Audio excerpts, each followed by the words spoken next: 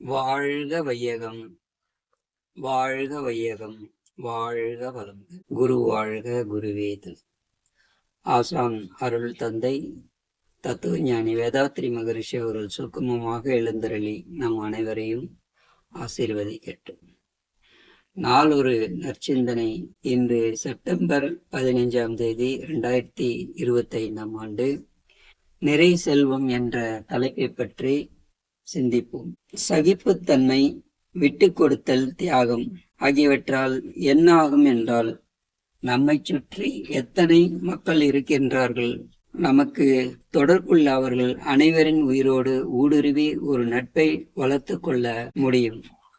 எத்தனை பேருடைய நட்பு நல்ல முறையிலே ஏற்பட்டு கொண்டிருக்கிறோமோ அந்த அளவுக்கு மனதிலே நிறைவு உண்டாகும். அதுபோல வெறுப்புணர்ச்சி கொள்கிறோம் என்றால் ஒவ்வொரு வெறுப்புணர்ச்சியும் ஒருவரை தள்ளிவிட்டு கொண்டே இருக்கும். அவர்கள் நம்மிடமிருந்து ஒதுங்கி விடுவார்கள். இப்படி ஒவ்வொருவராக நமக்கு தெரிந்தவர்கள், நெருங்கியவர்கள் ஒதுங்கி கொண்டே இருப்பீர்களானால் நம்மளுடைய முகத்திலே மலர்ச்சி இருக்காது. ஆகையினால் எப்பொழுதுமே நட்பை விருத்தி செய்து கொள்வதற்கு நம்முடைய செயலில் இவருக்கு என்ன நன்மை செய்ய முடியும் என சிந்தித்து நமது ஆற்றலை கொண்டு இன்முகம் காட்டி என்ன செய்ய முடியுமோ அதை செய்து கொண்டே வர வேண்டும். அதற்காக உங்களுடைய நன்மையை அல்லது இருப்பை அழித்து கொண்டு செய்ய வேண்டிய அவசியமே இல்லை. இருப்பதை வைத்து கொண்டு செய்தாலே போதும். நாம் ஒருவருக்கு நன்மை செய்ய வேண்டும் என்ற எண்ணம் இருக்குமேயானால் அதுவே நல்லபடியாக அமையும்.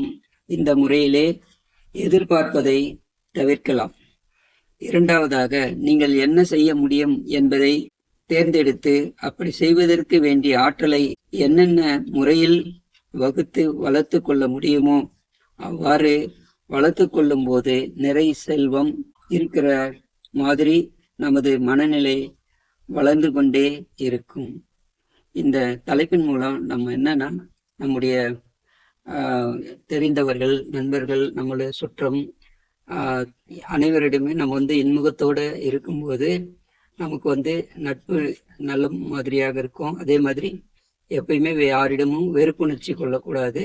அந்த மாதிரி வெறுப்புணர்ச்சி இல்லாத நம்ம எப்போதும் எல்லோருக்கும் இருப்பிலிருந்து என்ன நன்மை செய்ய முடியும் மற்றவர்களுக்கு என்று நம்ம சிந்தித்து கொண்டே அதற்குரிய நல்ல முறையில நம்ம செய்து கொண்டே இருக்கும்போது நமக்கு அடுத்தவர்கள்கிட்ட இருந்து எதிர்பார்ப்பு இருக்காது. அப்போ நாம் பிறருக்கு என்ன நன்மை செய்ய முடியும் என்பதையே நம்ம சிந்தித்து கொண்டே இருக்கும்போது அப்போ நமக்கு மனசுல நிறைவு ஏற்படுகிறது.